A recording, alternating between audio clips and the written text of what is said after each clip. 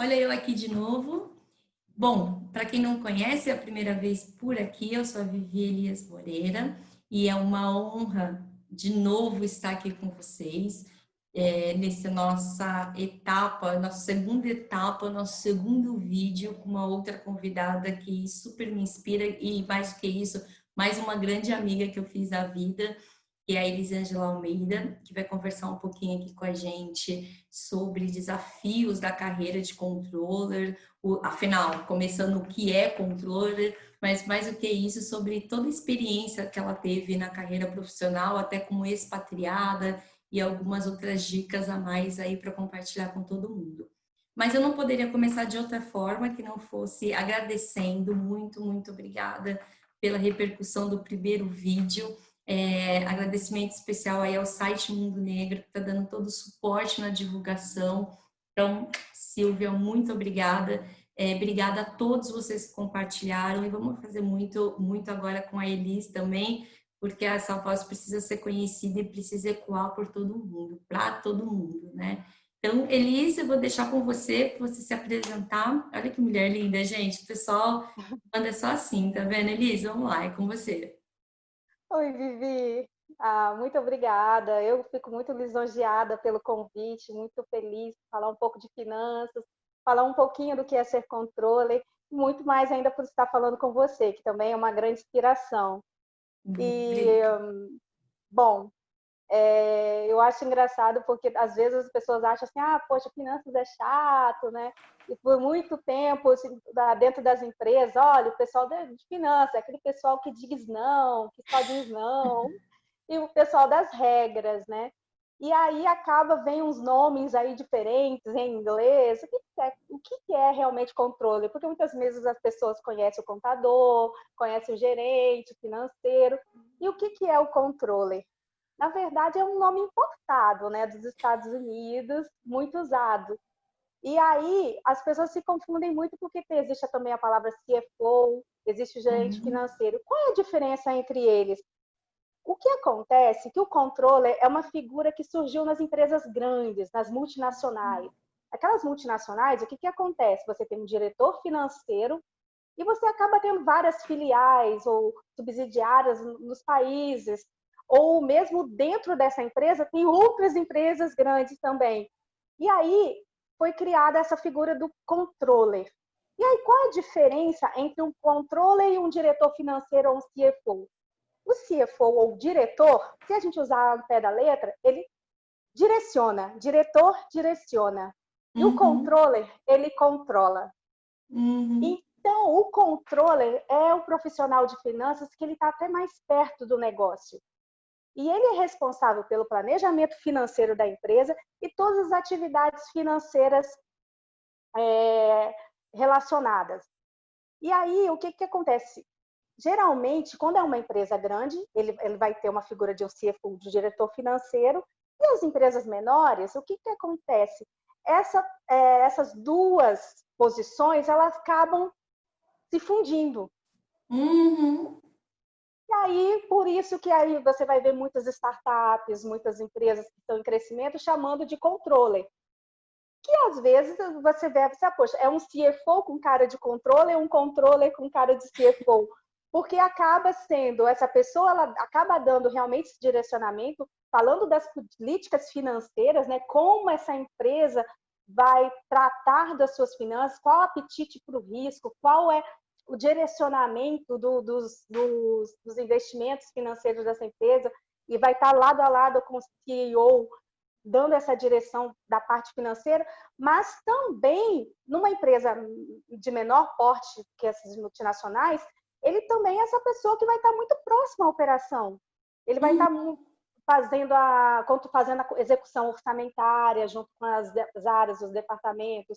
Ele vai estar muito próximo à contabilidade também, dando direcionamento para a contabilidade, que os números sejam feitos com correção, com exatidão. Ele vai estar muito próximo também da gerência fiscal, trabalhando com ele. Então, o controle é realmente uma pessoa que tem um lado estratégico, mas Uhum. ele também está muito próximo da operação. E à medida que a empresa vai crescendo, né, aí sim, ela vai tendo outras posições. Mas muito interessante, eu venho de empresas, trabalhei muito em empresas francesas, né? Elas não gostam muito de usar o termo CEO, né? Às vezes você vê empresas francesas que colocam VP de finanças ou outra nomenclatura. Mas acaba sendo a mesma função. E aí as pessoas hoje têm usado muito CEO para todas. Eu, para várias posições digamos, de head, ou número 1 de finanças. Eu sou do IBEF. IBEF é o Instituto de Executivos de Finanças, né? E aí, ele criou uma certificação. O IBEF ele criou uma certificação para CFO, que eu até eu tenho essa certificação. E ele colocou até a régua lá em cima. Então, para ter essa certificação do IBEF, o que você precisa? Ser, digamos, o número 1 de finanças de uma empresa com faturamento acima de 100 milhões de reais. Uau! Então, para o IBEF, o CFO, para essa certificação. Então, só para ter um parâmetro. Mas, assim, nada impede de uma empresa com um faturamento menor, que você muito falar, usar essa nomenclatura também. Mas, para ter a certificação, essa é uma empresa, você tem que estar numa empresa acima de 100 milhões. E também uma experiência mais de 5 anos nesse tipo, numa posição equivalente. Que então, demais! Espero ter explicado. Demais, Eli, demais. Não, eu já anotei aqui, porque eu tenho minhas anotações aqui. Eu estou, não sou a rainha do financeiro, mas estou aprendendo aqui demais. Eu não imaginava que existia essa gama assim, de definição, muito bacana. E tira uma dúvida, Elis, eu sempre tive curiosidade de saber assim, como chega a essa posição? Qual seria uma jornada aí de sucesso, talvez de formação, de dicas, de cursos para quem está vendo aqui, compartilhando com a gente aqui e acha que, putz, eu acho que é um caminho aí de sucesso para mim. O importante é saber que não existe só um caminho, mas os caminhos se tornam muito mais fáceis quando vocês são alinhados de curiosidade e muito esforço. Então, você vai ver pessoas nessa posição que elas vieram de engenharia, tem pessoas que vieram da economia, da administração, você vai ver também pessoas que vieram da contabilidade. Então, não posso dizer, claro, são profissões que as pessoas, são formações que as pessoas têm uma aptidão para números. Então, não adianta, um dos pré-requisitos, você tem que gostar de número e tem que gostar de ser analítico. Então, se você gosta de números e é analítico, então já é um bom pré-requisito. Só isso é suficiente? Não. O que vai acontecer no percurso dessas empresas? Eu tenho visto que muitas empresas que são empresas mais técnicas de engenharia, por exemplo, em petróleo, alguma coisa, eles acabam, às vezes, um engenheiro que tem mais aptidão e tem interesse para aprender contabilidade, um dos pré-requisitos, no momento que você está crescendo na carreira, é aprender contabilidade. Se você já vem de uma escola, de um estudo de contabilidade, já ajuda, você já dá esse check. Mas isso não quer dizer que durante esse período você não é um contador, que você não consiga aprender também. Como também eu fiz contabilidade, mas eu aprendi muita coisa de engenharia. Nas empresas de petróleo, porque eu passei, nas empresas do automotivo, e agora estou aprendendo mais de tecnologia da parte de TI. Então, é um profissional que ele tem que ser completo nesse sentido. E aí eu vejo, eu aprendi e eu levo isso para as empresas que eu trabalho. Qual é o papel de finanças aí? Eu coloco o chapéu todo de finanças. Eu falo que é guardião do templo. Por que guardião do templo? Guardião do templo é porque ele é responsável por realmente manter o controle, o compliance da empresa, fazer com que os números e tudo sejam feitos de uma forma que dentro das regras. Então, aí eu vou falar tanto das regras orçamentárias, nas regras de contabilidade, nas regras fiscais. Então, todas as políticas. E aí, nesse momento, a gente é meio guardião do templo. E aí a gente acaba levando aquele chapeuzinho do chato que diz não, mas é muito necessário isso. E aí o outro é também aquele que reporta, né? Uhum. Também tem gente que acha, nossa, o pessoal de finanças, ele só fica fazendo relatório, só faz isso, só faz reporte, e só fica pedindo relatórios para a gente, porque a gente realmente pede, porque é necessário. Por que os relatórios e o reporting é tão necessário? Porque é para tomar decisão. Uhum. A alta gestão de uma empresa, ela precisa de ter os dados para poder tomar uma decisão cada dia mais coerente.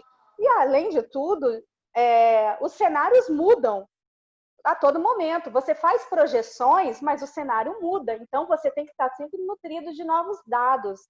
Então, isso é muito importante. Então, a função de reporting, ela não é só fazer um relatório que ninguém lê. Então, são relatórios, a gente chama de KPIs, né? São os indicadores da empresa. E muitas vezes, a área de finanças, ela não reporta só os KPIs, indicadores financeiros, mas também os não financeiros também, porque os não financeiros conversam com o financeiro. Por exemplo, um indicador de RH vai conversar com o financeiro, porque se eu tenho headcount, o número de pessoas, aquilo vai aumentar ou diminuir o meu custo, as decisões. Então, conversam. Indicadores também de HSE, de qualidade, também vão conversar com o financeiro.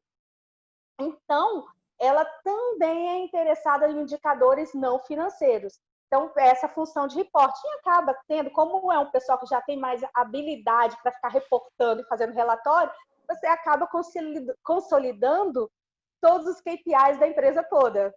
Acontece isso muito. Ou seja, você consegue ter a visão global, né, realmente, da empresa. Isso. E aí, a terceira função, a gente chama de business partner.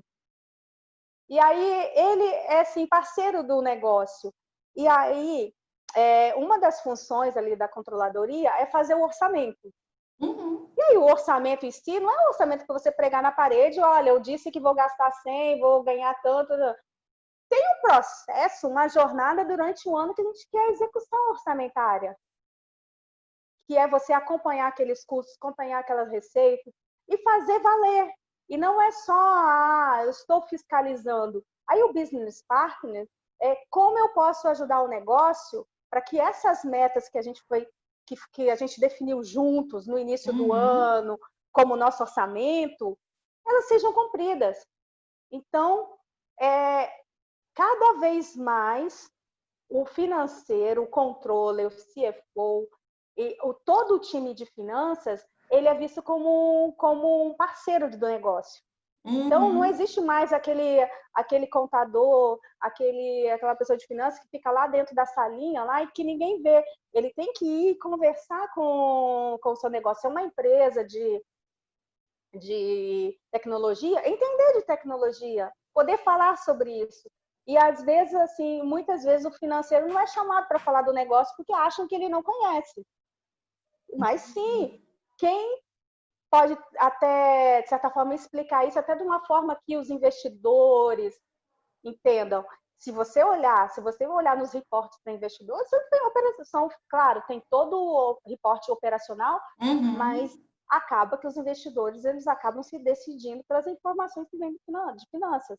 E Eli, tira uma dúvida, você acha que esse seria um grande diferencial hoje na carreira? Realmente quem quer que seja VP financeiro, controller, ou trabalhar realmente numa posição de liderança, não só conhecer finanças, mas conhecer e interagir com o negócio? Você acha que hoje é um grande diferencial para quem quer realmente desenvolver nessa carreira?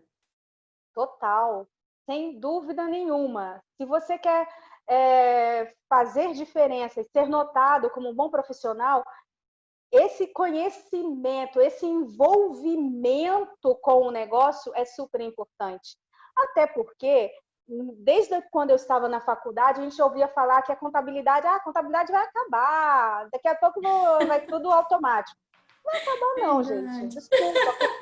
O que está acontecendo é que está mudando. E talvez para quem contava que ia acabar, só está ficando cada vez mais complexo. E cada vez mais a gente vai precisar de softwares, de RPAs, de robozinhos, coisas para poder, porque a complexidade das coisas está cada vez maior. Então, vai ter que ter pessoas mais bem preparadas para analisar os dados. E aí, como eu falei com você, os dados conversam com a realidade, os dados conversam com o negócio. Se você não consegue entender o negócio, você não vai conseguir explicar por que a receita diminuiu ou aumentou. Você não consegue explicar por que os custos de viagem, os custos de pessoal diminuíram ou não, ou se você está sendo mais eficiente ou não. Então, é muito importante. E aí, a gente puxa até uma conversa que a gente teve antes sobre network. E às vezes as pessoas falam, a gente pode até falar da network também para fora da empresa, mas dentro da empresa, essa network de finanças com os outros departamentos é muito importante. Das pessoas poderem contar com você e ver que naquele momento lá de dificuldade para tomar uma decisão, eu compro ou não essa máquina? Eu alugo ou compro? O que é melhor? Eu trabalhar em 4 turnos ou em 2 turnos? Se eu faço uma manufatura lá na China ou eu faço uma fábrica aqui? Eu terceirizo ou não terceirizo? Quem pode te ajudar nessas informações? Finanças. Então, finanças, ele tem um histórico e tem também essa aptidão para poder fazer cenários, estimativas. Então, vem muito disso, também das pessoas do financeiro serem conhecidos dentro da própria empresa, para que seja também parceiro nessa tomada de decisão. E você falou num ponto muito importante, né? Bom, sou profissional aí de riscos, continuidade de negócios, network é minha vida, né? Eu preciso desenvolver networks até para conseguir elaborar estratégia, conversar uma área com outra, enfim. Então, eu acho que a gente vive num mundo globalizado, né? Meio maluco, inclusive, né? Porque hoje parece que não, mas todo mundo depende de todo mundo de alguma forma, em determinado grau, né? Me dá umas dicas de network, Liz. Eu sou super só fã nesse quesito. Que dicas você daria para a gente, até alinhando um pouquinho com a sua vida pessoal, né? Então, a gente sabe que o carreira, vida pessoal, né? O work-life balance que as pessoas falam, já não dá mais para separar tanto. O que o network pode ajudar a gente, tanto como carreira quanto vida pessoal hoje? Eu acho que, a princípio, você tem que entender também a tua motivação com o network. A motivação ela tem que ser verdadeira. Então, a única motivação verdadeira para fazer network é você ter interesse pelas pessoas. Então, se você tem interesse realmente em relacionar com as pessoas, o ser humano, sim, já começa muito bem. E aí, claro, o ser humano, ele tem... um ser humano em equilíbrio, né? As pessoas com relações saudáveis, elas têm a tendência à reciprocidade. Então, um sorriso gera outro sorriso, uma gentileza gera gentileza. Então, isso é normal. Isso é fazer network também. Então, nasce no simples. A network nasce no simples. E aí, essa coisa tende só a aumentar. E aí, às vezes, você percebe, quando é natural, você acha que, às vezes, eu não faço network, mas depois você percebe que você deixou realmente um legado. E para mim fez muita diferença. Então, uma das coisas também que eu aprendi é sobre vulnerabilidade na minha vida. Então, não existe super Elisângela, também acredito que não existe super Vivi, e carreira é aquilo, que tem altos e baixos, mas o muito importante em termos de carreira, você não se resumir à tua carreira profissional, ou ao teu momento profissional, né? E não ser somente o crachá, como as pessoas falam.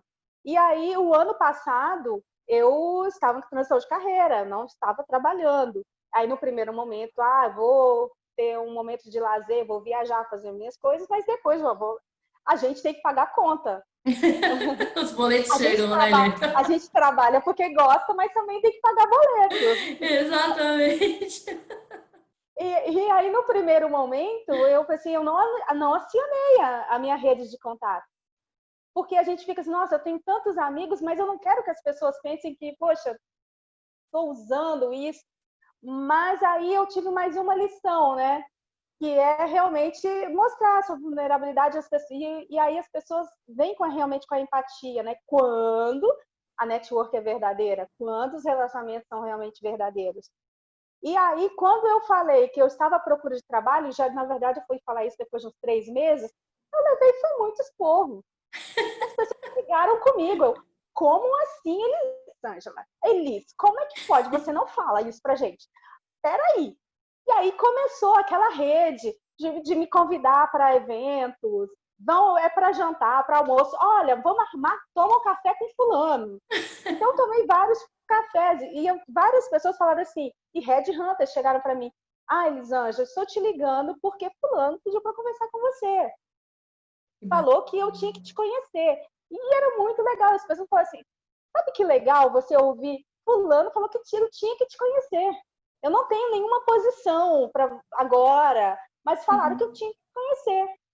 E aí, no final, poxa, valeu a pena. Gostei de ter te conhecido. E aí, muitos desses cafés não viraram realmente meu emprego. Mas eu já me senti recompensada porque teve pessoas que falaram, nossa, vale a pena conhecer a Elisângela. E eu só estou falando disso porque às vezes a gente fica um pouquinho, eu fico acanhada de falar isso, mas assim, não é mérito meu, também é um mérito dessas pessoas que também praticam a reciprocidade, né? Isso foi muito legal. E eu tenho uma amiga, que eu acho que eu tenho que citar esse nome, a Giovana Danella, que ela ficava fazendo um aniversário, né?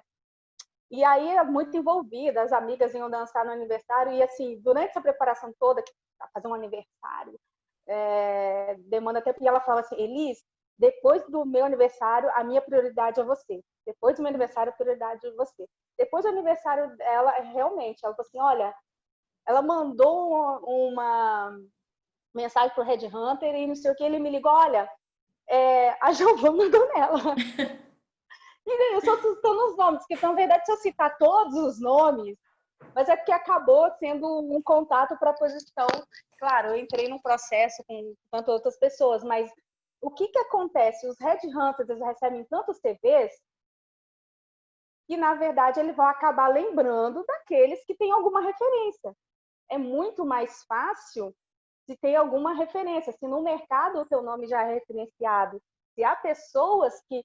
E até porque as pessoas não se queimam dando referências de quem elas não conhecem. Então, mesmo que você seja um ótimo profissional, as pessoas precisam conhecer que você é um ótimo profissional.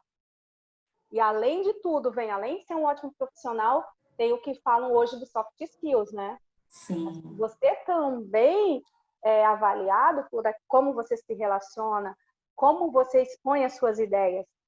Então, outra dica que eu dou para vocês, até seja verdadeiro nas suas relações, mas também não perca a oportunidade de também dar opiniões técnicas. Em todas as rodas de amigos, a gente fala de economia, todas as rodas de amigos, a gente fala de algum assunto mais técnico. Então, às vezes, assim, nós, profissionais negros ou mulheres, a gente se acanha dentro dessa situação como se a gente também não tivesse voz. Verdade. Como as pessoas vão saber do seu conteúdo se você também não se expõe? Verdade. Então, sempre tem que existir essa troca. E, ó, de verdade, você agora, a outra fã, Giovana Donella é um espírito de luz nessa terra, uma pessoa iluminada, também tenho a honra de conhecê-la e há muitos anos, e é muito legal saber que esse network, ele disponibiliza uma palavrinha que a gente vem como profissionais negros há muito tempo lutando, que se chama oportunidade. Então, nós estamos em busca de oportunidades e essas oportunidades não tenho dúvida nenhuma que surgem através de networking. E não tem dúvida mais ainda que esse vídeo vai possibilitar também que nós, mulheres negras, profissionais negros, que a gente está pensando em chegar e aparecer, vai lembrar da vozinha da Elis falando, não se apague, vai lá, que vai dar certo. E aí, Elis, eu quero até compartilhar uma curiosidade de sua, se você me permite, porque eu jogo a bomba e você responde, tá? Funciona assim. Fala pra gente, eu fiquei sabendo que você é montanhista, cara. Olha que animal! Conta pra O que aconteceu para de repente você estiver ali no topo da montanha, literalmente? Conta pra gente disso. Ah, gente, isso daí é uma paixão desde nova, mas é muito engraçado porque tem pessoas que olham assim, você não tem cara disso. E às vezes, quando eu conto as aventuras, e as pessoas se assustam, né? Eu tenho um caso bem engraçado. Eu fiz um curso, na verdade, eu comecei fazendo trekking de regularidade, né? Que você monta a equipe, e aí conta tempo. É como se fosse um rally, mas é um rally a Uhum, pé. Então você uhum, tem que subir a montanha, tem o tempo, aí você tem que passar nos tempos certinhos. E é muito legal porque desenvolve muito a capacidade de trabalho em equipe. Porque cada pessoa na equipe, uma tem que olhar o tempo, aí o outro tem que usar a bússola e dar as direções, uhum, o outro tem que ver as distâncias, porque o que você recebe o mapa, você tem assim, 100 metros, mas você uhum, não tem uma régua. Então você tem que contar por passos. Por exemplo, eu sei que meu passo é 1,5 m, então eu divido 100 por 1,5 m, aí eu tenho que dar tantos passos para chegar, para virar à direita ou virar à esquerda, ou colocar o grau, os 50 graus, os 100 graus, assim. Então, é um trabalho muito de equipe. Então, eu comecei uhum. isso com 20 e poucos anos. E aí, naquela época, não existia tablets, essas coisas todas. Aí você recebia as velocidades, você tinha que calcular as distâncias no papel. Você saía andando e Uhum. distância igual a velocidade vezes o tempo. E aí, e calculando. E não, era bom, porque você andando, subindo o morro e ainda fazendo isso, estudando física. Algo. Começou assim. E aí, mas naquela época a gente era estudante, menos dinheiro, então você fazia isso. Uhum. Depois disso, aí você vai aumentando a paixão, aí você vai querer viajar para montanhas diferentes e, e fazendo mais disso. E quando eu vim para São Paulo, eu já havia morado na França e tinha já ido um pouquinho mais além, né? Ah, vou Uhum. esquiar, aprender outras técnicas.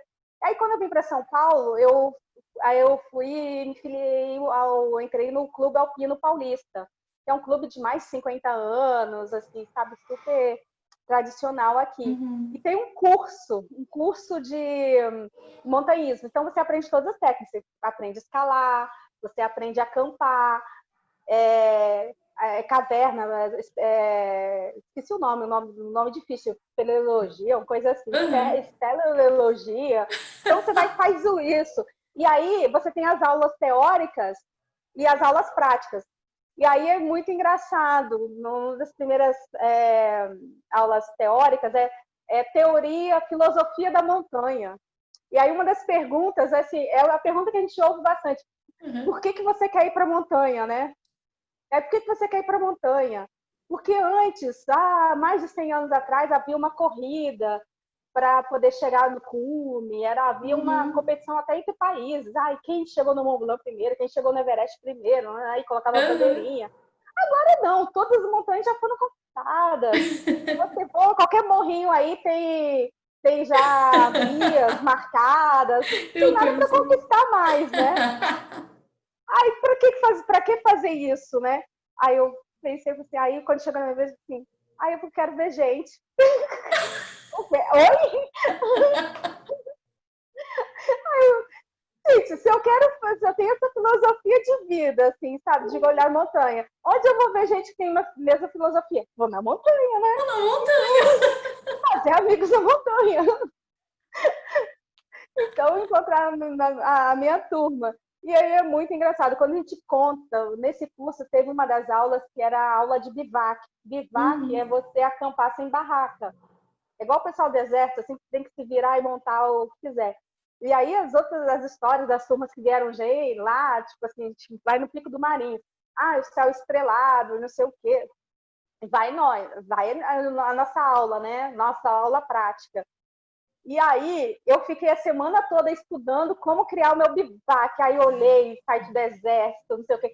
Aí não consegui aqueles modelinhos de montar a barraca. Aí eu Uhum. decidi montar a barraca com saco de lixo.